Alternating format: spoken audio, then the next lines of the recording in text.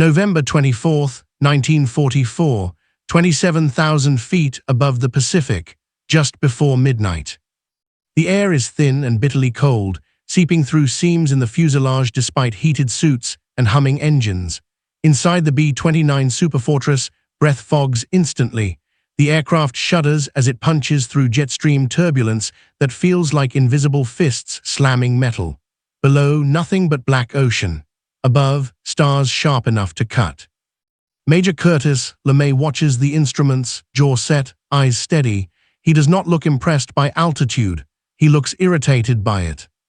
Outside the cockpit windows, 4 Wright R3350 engines howl, each one temperamental, each one capable of killing the crew if it overheats. The Superfortress was designed to fly higher than any bomber before it, higher than flak, higher than most fighters. On paper, it is untouchable. On paper.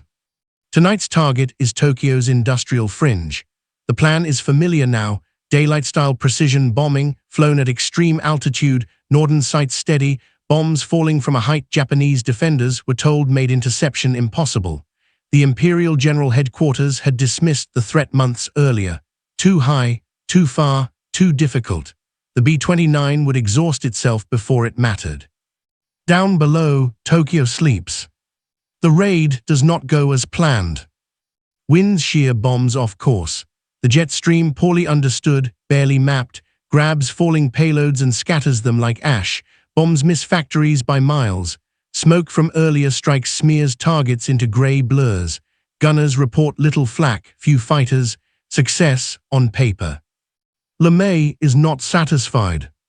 He watches the post-strike photos days later. He reads the tonnage delivered. He studies the hit ratios.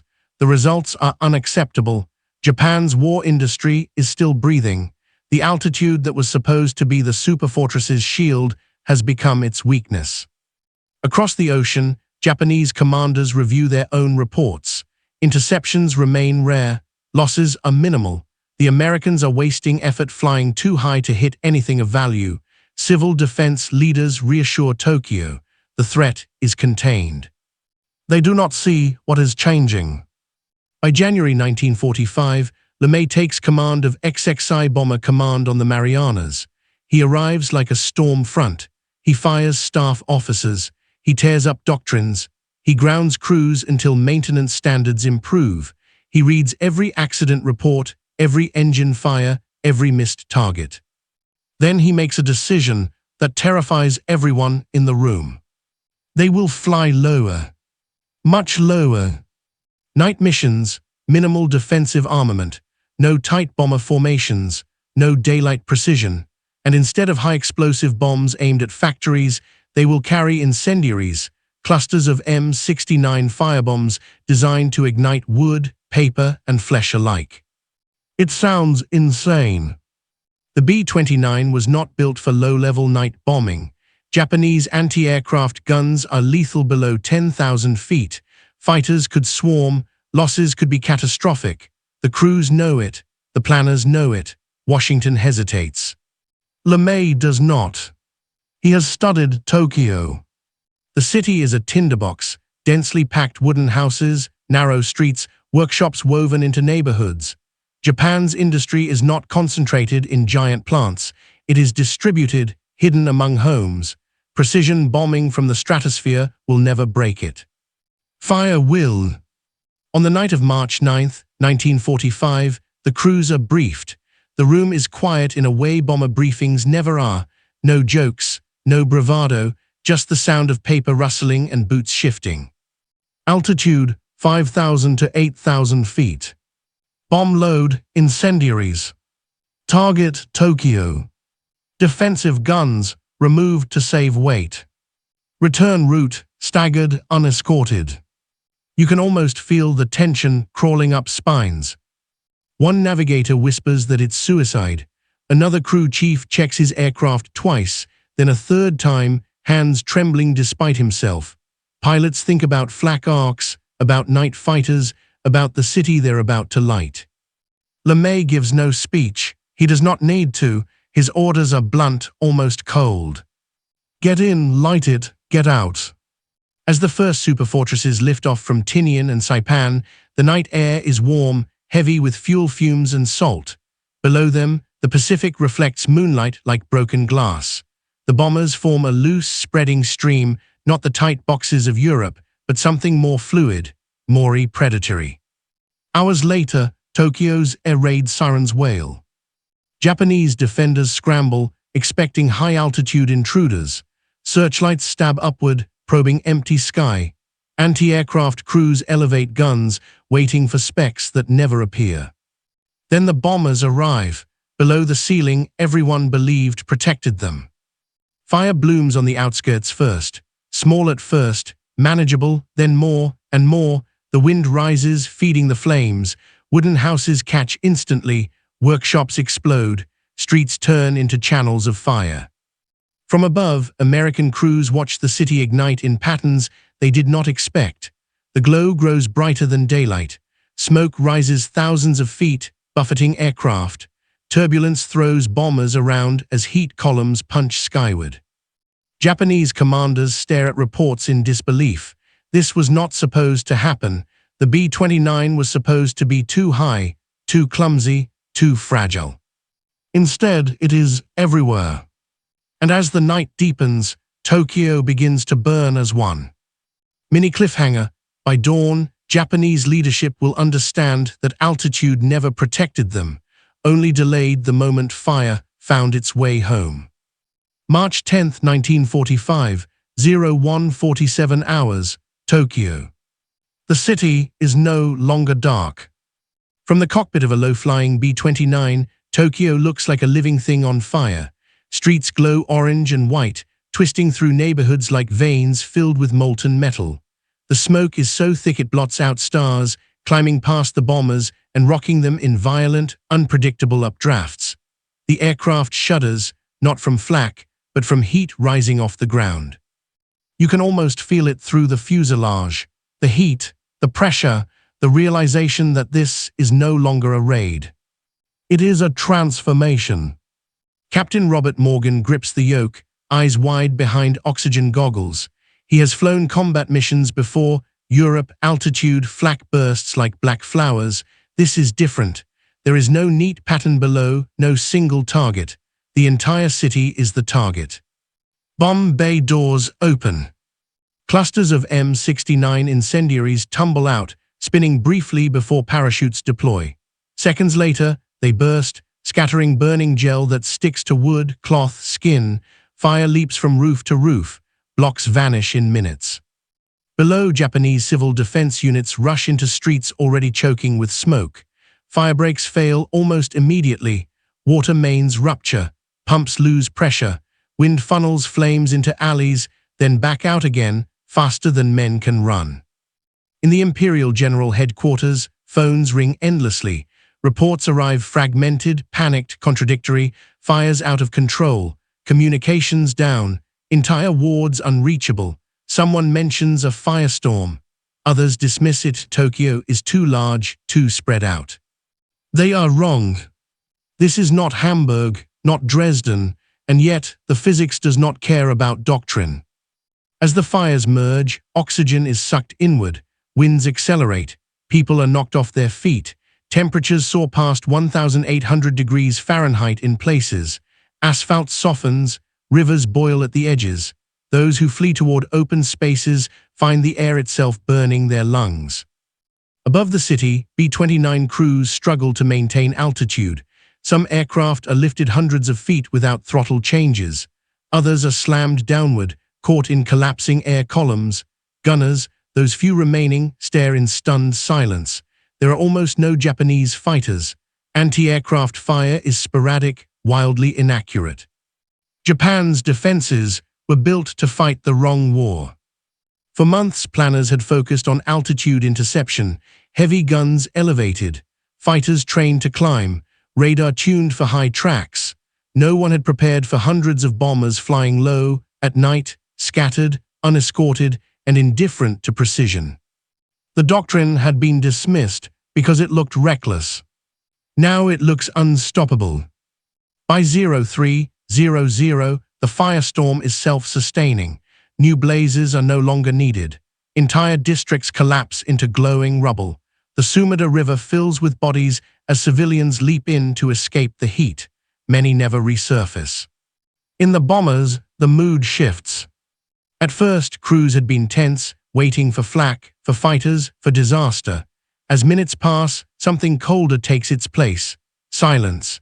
Men stare through blister windows at the destruction below, unable to reconcile the scale of it with the individual bombs they released. Some avert their eyes. Others cannot look away. Navigator charts are nearly useless now. Landmarks are gone. Smoke obscures everything.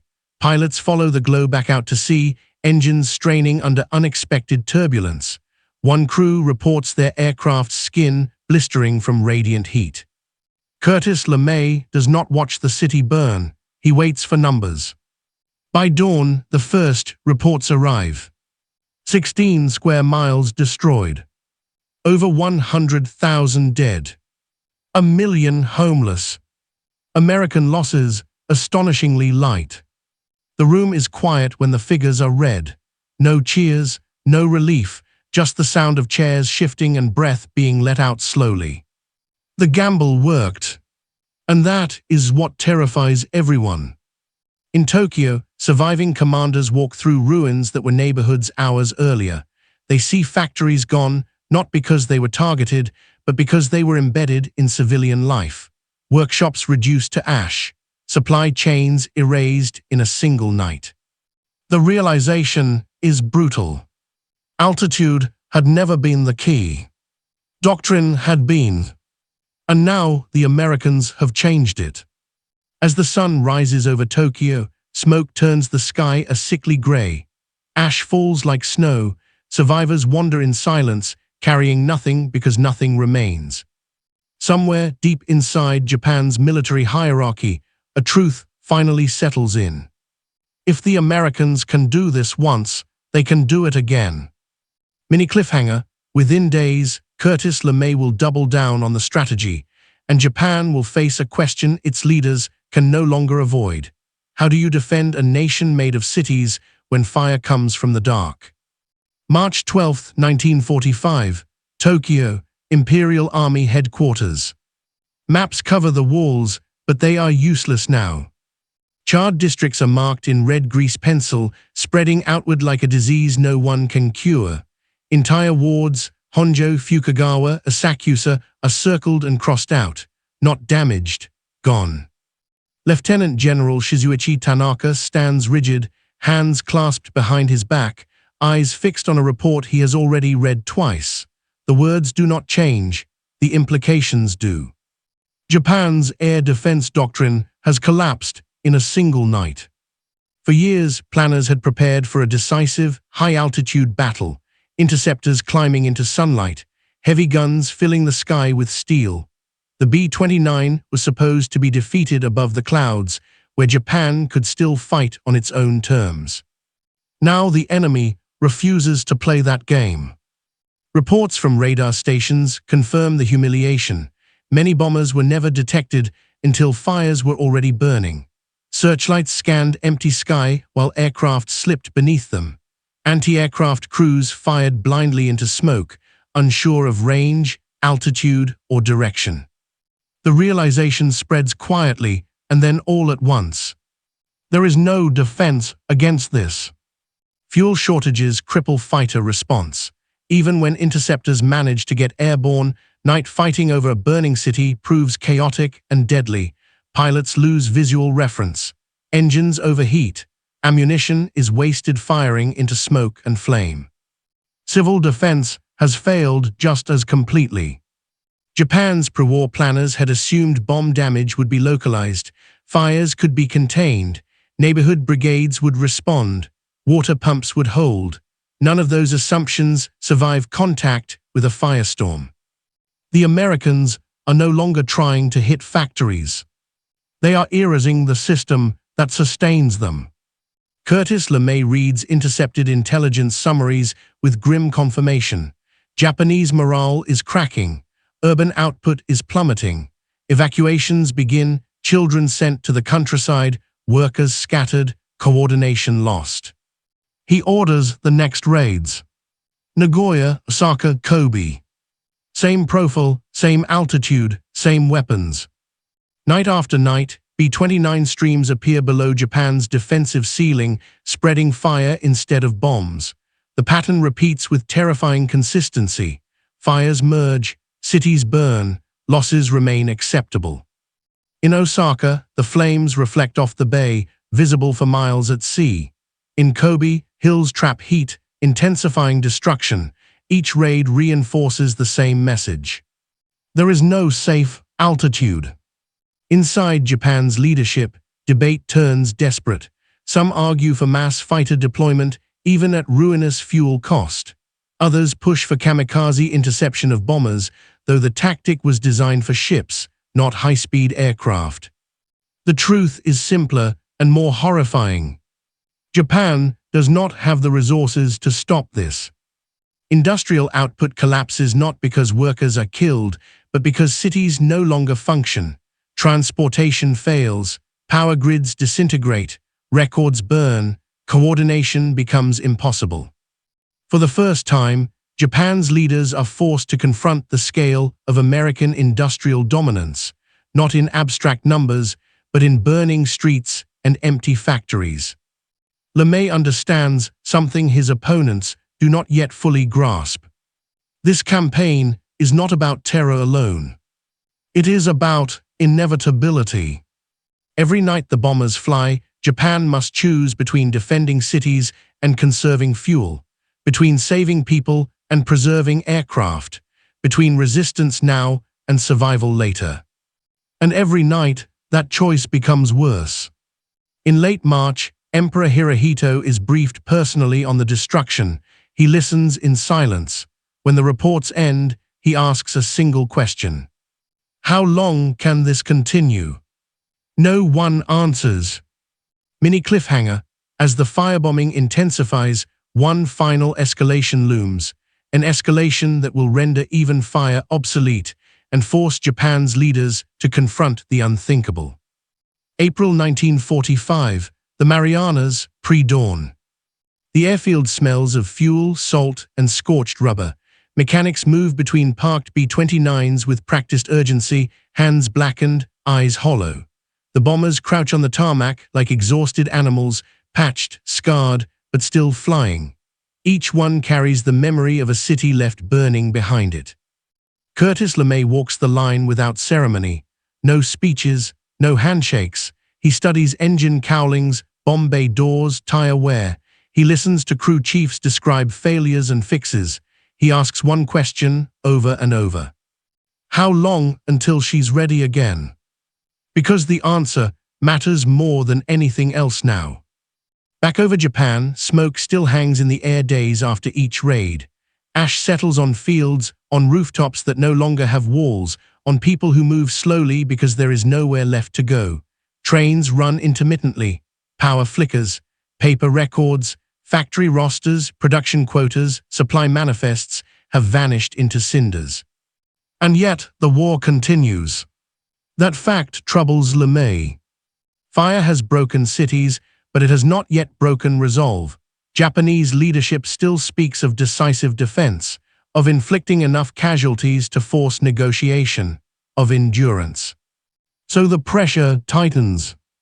Raids grow larger, routes vary, defenses are probed, then bypassed. Bombers fly in staggered streams that confuse radar and exhaust gunners. The doctrine evolves again, not radically, but relentlessly. Japan's remaining night fighters attempt interception. A few B-29s fall, flaming arcs into darkness. Crews bail out over enemy territory or disappear into firelit clouds. Losses are felt, quietly, with clenched jaws and tighter checklists. But the math is unforgiving. For every bomber lost, another is already inbound from a factory half a world away. Japanese commanders know this now. Intelligence officers present estimates they barely believe themselves. American production rates, crew replacement pipelines, maintenance depth. The conclusion is inescapable. This campaign cannot be outlasted. In May, LeMay receives briefings that change the tone of the room. A new weapon exists, not a bomber, not an incendiary, something else, something singular. He is not told details, he does not need them. He understands escalation. The firebombing continues, not because it is cruel, but because it works. Urban industry disintegrates, evacuations accelerate, food distribution falters, morale erodes not in speeches, but in daily exhaustion. Tokyo, already wounded, burns again. Osaka burns again. Kobe burns again. Each raid reinforces a grim lesson. Japan's air defense problem is no longer tactical, it is existential. On July nights, as B-29s pass overhead, civilians no longer run for shelters that cannot protect them. Some stand in the open and watch, others do not look up at all. They know what comes next.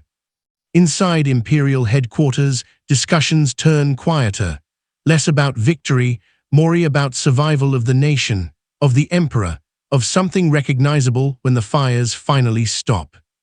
And then, in late July, a different kind of mission is prepared. No incendiaries, no mass formations, just a single aircraft carrying something no one fully understands. The crew's flying fire missions are not told. They take off as they always have, engines roaring into the night, bound for cities already marked. High above, another bomber climbs, alone. Mini cliffhanger, when the fires finally give way to light, Japan will realize that the altitude they once dismissed was never the danger, it was the warning. August 6, 1945, 08:15 hours, Hiroshima. The sky is perfectly clear. From 31,000 feet, the city looks intact, bridges unbroken, rooftops orderly, morning routines already underway. Fishermen are on the river, streetcars glide along tracks, children walk to school. It is the kind of ordinary morning war planners rarely see anymore. Inside the B-29 Enola Gay, Lieutenant Colonel Paul Tibbets steadies the aircraft. His voice is calm, almost casual. Training has stripped emotion from the moment, leaving only procedure. Below him, Japanese radar stations detect the aircraft briefly. One plane, high altitude, no formation, no urgency. The old logic still applies. A single bomber cannot destroy a city. At 08:15, the bomb releases. For 43 seconds, Hiroshima continues to exist. Then the world ends. A light brighter than the sun tears through the sky. Heat follows instantly, hotter than any firebomb, hotter than steel can withstand. Skin vaporizes, roof tiles liquefy, stone fractures, shadows burn into walls where people stood moments earlier, permanently etched by their final position. The shockwave arrives like a god's fist. Buildings collapse inward, bridges twist, rivers surge. The city is erased not block by block, but all at once, compressed into a single moment of violence no human doctrine ever imagined. From the Enola Gay, the crew watches in stunned silence as the mushroom cloud rises, boiling, folding, climbing higher and higher until it punches into the stratosphere. Even the men who delivered it struggle to understand what they are seeing. This is not bombing. This is revelation. In Tokyo, reports begin arriving hours later. Fragmented, incoherent, an entire city destroyed, no fires spreading outward, no waves of aircraft, no explanation that fits existing categories. Communications from Hiroshima go silent. Imperial Army officers argue at first. Some suggest fuel dumps. Others speculate about a massive ammunition explosion. No one says the word weapon yet, because nothing like this exists in their mental framework. Then photographs arrive. Then survivor accounts. Then silence. For months, Japanese leadership had reassured itself that altitude was safety, that American bombers flying high meant inaccuracy, inefficiency, limits. Even the firebombing campaign, devastating as it was, could still be framed as something survivable, city by city, night by night. Hiroshima shatters that illusion completely. Curtis LeMay receives confirmation later that day. He reads the report alone. He does not smile. He does not react. For months, his bombers had proven one thing relentlessly: Japan could not defend its cities. Now that fact has become absolute. 3 days later, Nagasaki. And suddenly, the question Japan has been avoiding is unavoidable. Not how to fight, not how to defend, but whether anything remains to defend at all. In quiet rooms, far from the ruins, Japanese commanders finally confront the truth they dismissed months earlier. The B-29 was never harmless. Its altitude was never a weakness. It was a warning. First came the fire, because America needed volume, needed proof, needed inevitability. Then came the light, because volume was no longer necessary. The war does not end because of one bomb. It ends because the illusion collapses. The illusion that technology could be matched. The illusion that doctrine could compensate for industry. The illusion that altitude made America manageable. Those illusions died long before Hiroshima, on the nights when Tokyo burned uncontrollably beneath aircraft Japan could not stop. Hiroshima merely made the truth undeniable. Altitude had never protected Japan. It had given them time. Time they did not use. Time they misunderstood. Time that ended the moment the sky itself became a weapon.